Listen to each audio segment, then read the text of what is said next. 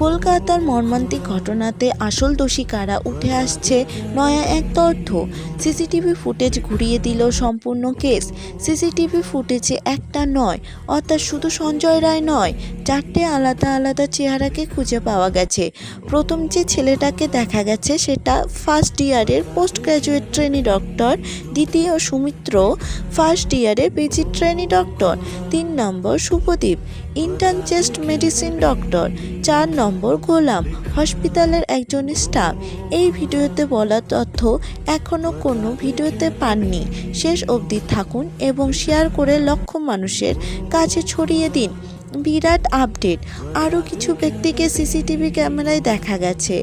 8 এবং 9ই আগস্টে রাত্রিবেলায় যে ঘটনাটি ঘটেছে সে সব কিছুর এভিডেন্স সিবিআই জোগাড় করে ফেলেছে।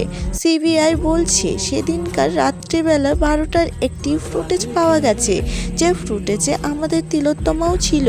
তার সাথে ছিল 2টো ট্রেনি ডক্টর, একটার নাম সুমিত্র এবং তার সঙ্গে আরেকজনও ছিল, দুটোই ছিল জুনিয়র। এই 3জন সিট শেষ করার পরেই ডিনার করতে বসে। ঠিক 12টার সময় ডিনার করলো। তারপর এই গ্রুপ ডিসাইড করলো রিল্যাক্স করে নেই, তাই তারা যায় সেমিনার হলে। অলিম্পিকে নীরজ চোপড়ার যে থ্রো প্রতিযোগিতা হচ্ছে সেটাই তারা দেখবে বলে ঠিক করে। টানা 36 ঘন্টা কাজ করার পর এই সিদ্ধান্তই বেছে নেয়।